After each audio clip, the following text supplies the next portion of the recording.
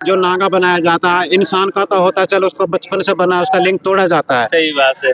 तो उसको कैसे नागा तोड़ेंगे, उसका क्या लिंग तोड़ेंगे, कैसे क्या करेंगे उसको, तो चलो होता है चलता है संसार में जैसा भी है नागा बनाया जाता है। हमारा संस्कार हो जाता है, हमारा पिंडदान हो जाता है, उसके बाद हम पूजा के लायक नहीं रहते, हमें ठंड महसूस होती है लेकिन लगती नहीं। माई दाई को देखेंगे तो उनका डंडा खड़ा हो जाता है। हमारा लिंग जो होता है बचपन से जो तोड़ा जाता है, तब वो होता है जो घर से भाग के बाबा बनता है। नमस्कार, मैं जयप्रकाश, आप देख रहे हैं अपनी वार्ता। प्रयागराज में कुंभ का आह्वान हो चुका है। आने वाले 14 तारीख से पहला शाही स्नान होगा। देश और दुनिया के अनेक प्रकार के साधु संत महात्माओं का भी आगमन हो चुका है और हमारी टीम भी प्रयागराज संगम नगरी, विद्या नगरी, ज्ञान नगरी में पहुंच चुकी है।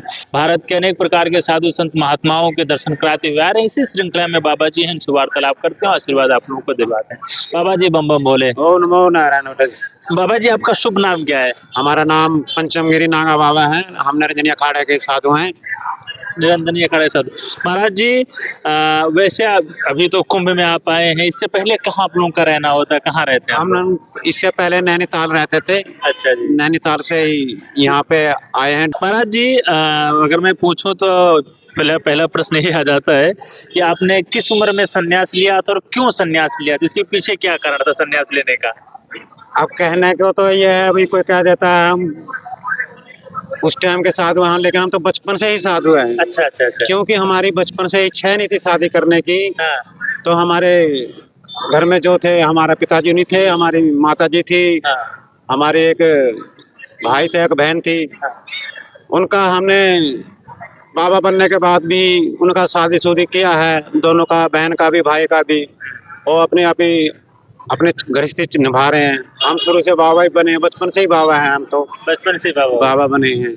अच्छा महाराज जी, अब आपके और भाई बहन के शादी ब्याह हो गया, आखिर आप बचपन से बाबा थे, बचपन एक उम्र रहती तब को पता नहीं रहता, लेकिन अब जब बाहर की दुनिया देख रहे हैं तो कभी पछतावा नहीं होता कि क्यों हम संत बन गए, कहाँ? नहीं, ये तो देखो ऐसा पछतावा नहीं होता। पछतावा वो होता है जो घर से भाग के बाबा बनता है, अच्छा अच्छा। उसको पछतावा होता है कि मैं बाबा बना, हाँ। बाबा बन के भी परेशान हुआ, हाँ। इससे बढ़िया मैं गृहस्थी में था। सही बात। वो परेशान होते हैं। हाँ। जो साधु बनता है तो मन से बचपन से ही साधु बनता है, सही बात। उसको कोई परेशानी नहीं होती। कोई परेशानी नहीं। वो किसी से परेशान नहीं होता है कि मैं पछताता हूँ मैं साधु बना, क्यों बना। हाँ। पछतावा तो उसी को होता है जो गृहस्थी से भाग के लड़के आ गया, हाँ। अपने बच्चों से, अपने घरवाली से, सही। किसी से भी आके हाँ। बाबा मौज ले रहे हैं, हाँ। बाबा को देख के चलो बाबा बन लेते हैं। यहाँ पे आके कपड़ा पहन तो लेते हैं, हाँ। लेकिन वो थोड़े दिन के लिए पहनते हैं और फिर घर भाग जाते हैं। सही बात है। ऐसे नहीं बाबा बनते। जो बाबा बनता है नागा बाबा बनता है, जो बचपन से ही बनता है। महाराज जी, ये आप नागा संप्रदाय में हैं, बहुत सारे संप्रदाय हैं, लेकिन आपने नागा संप्रदाय में ही क्यों प्रवेश लिया? इसके पीछे क्या कारण रहता नागा संप्रदाय में? ऐसा है कि नागा संप्रदाय में इसमें हमारे इसमें जो है नागा में सबसे महत्व माना जाता है। हाँ।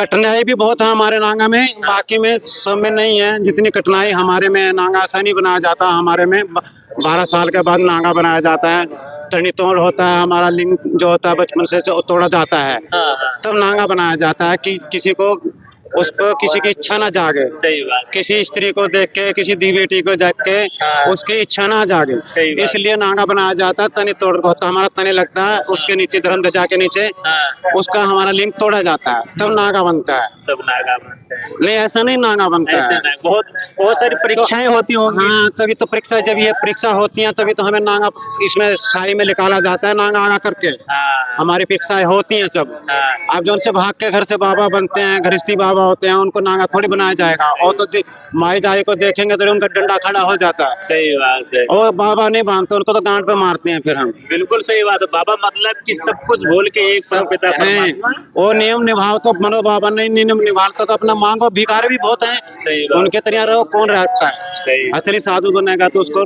अपने नियम निभाने पड़ते हैं। नियम, सही बात है।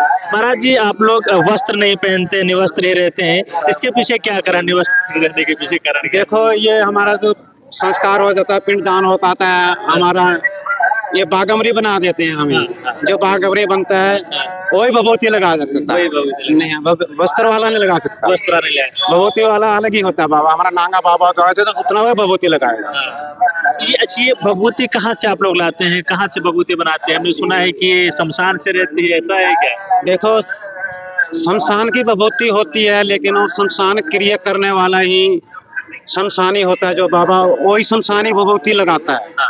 हम सन्यासी बाबा हैं, हम शमशानी विभूति नहीं लगाते, ना लगा सकते। हम विभूति लगा सकते हैं, अपने धुन आगे चढ़ा सकते हैं विभूति, लेकिन नहीं, ये भी नहीं पसंद आए तो अपनी विभूति बना सकते हैं हम। गाय का दूध लो, बढ़िया दूध को पकाना पड़ता है, दूध को पका के बढ़िया दूध विभूति की अपनी धोने की छान के बढ़िया बारीक कपड़े छान के उसमें दूध में पकाया जाता है। दूध में पकाने के बाद उसमें अपना इत्र डालो, कुछ भी डालो, जैसा खुशबू चाहिए तुम्हें उसमें डालो, वो डालो, जो भी इत्र चाहिए तुम्हें वो डालो, बढ़िया शुद्ध होता है, वही विभूति बनता है गाय के दूध से उबाल के सुखाना पड़ता है। महाराज जी, ठंड नहीं लगता है ऐसे आप लोग रहते हैं? देखो ठंड नहीं लगता, ये तो अपना शुरू से ही होता है, बचपन से बना होता है, ये गाद को सौदा जाता है, ऐसे नहीं होता। हम कहते हैं ठंड नहीं लगता, लेकिन ठंड लगता है, लेकिन हम उसको सहन करते हैं। उसको इस गुरु महाराज की कृपा होती है, जिसका भजन करते हैं उसकी कृपा रहती है और सब देखता है। हमें ठंड महसूस होती है लेकिन लगती नहीं। हम देखते हैं सब कपड़े इतने पहन रहे हैं, ठंड है, जब भी कांप रहे हैं, लेकिन उनको देख के महसूस करते हैं ठंड तो है, लेकिन वैसे हमें ठंड नहीं लगती। नहीं। महाराज जी, ये जो धुनी रहती है, हमने देखा सारे जो नागा संप्रदाय के होते हैं धुनी रमड़ते हैं धुनी के पास से, इसके पीछे क्या कारण है? क्यों धुनी क्यों जलाते हैं? क्या कारण रहता है धुनी का? देखो बेटा, हमारा सन्यासी नागा बाबा में धुनी का ही महत्व होता है। अच्छा। हम लेकिन हमारा संस्कार हो जाता है, हमारा पिंडदान हो जाता है, उसके बाद हम पूजा के लायक नहीं रहते। हम किसी मंदिर में रह के किसी की पूजा नहीं कर सकते, आरती पूजा नहीं कर सकते, हमारी नहीं लगती। अच्छा। क्योंकि हमारा पिंडदान हो चुका है, और जो पिंडदान हो जाता है उसका क्या लगेगा, वो मरे की पूजा नहीं लगती, इसलिए हमारा पिंडदान हो जाता। मैन मतलब रहता था हमारा इस धुनी का, ये धुनी है हमारी, इसका ही हम अपनी क्रिया करते हैं, इसके पाठ पूजा करते हैं, इस पे जोत बत्ती करते हैं, इसको अच्छा से सजाएंगे, इसको लीपेंगे बढ़िया गोबर से, गाय से बढ़िया फूल लगा के बढ़िया इसकी ही तपस्या करते हैं धुना की। महाराज जी, ये जो नागा संप्रदाय होती है, ये आरती पूजा माला जब तक ये लोग नहीं करते। देखो मेला जब भरता है बेटा, इसमें देख तपस्या तो नहीं कर सकते, ना किसी का भजन होता, क्योंकि पब्लिक होती है, पब्लिक भजन करने नहीं देती यहाँ पे, इसलिए भजन नहीं करने आते हैं। यहाँ पे अपने आते हैं, कुंभ में आते हैं, लेकिन अपने स्नान करने के लिए, अपने महत्व के लिए आते हैं। जो भजन करना होता है तो अपने स्थान पे ही होता है बेटा, एक अंत में बैठ। महाराज जी, अब कुंभ में तो हमने देखा है सभी लोग नागा सन्यासी सारे संत आ जाते हैं, लेकिन कहाँ से आते हैं, कहाँ चले आते हैं, ये नहीं पता चलता। देखो बेटा, ये सब नागा बाबा होते हैं, जैसे हम भी हैं नागा बाबा, जैसे हमारा स्थान है नैनीताल में है, हम यहाँ से अपना घूम करके काशी में जाएंगे, काशी से जाएंगे तब हम वस्त्र धारण कर लेते हैं।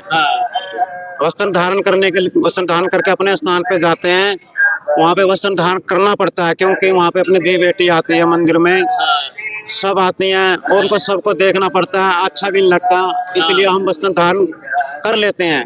तब कुंभ लगता है हमारा, उसमें ही हमारा वस्त्र धारण उतार देते हैं। अच्छा।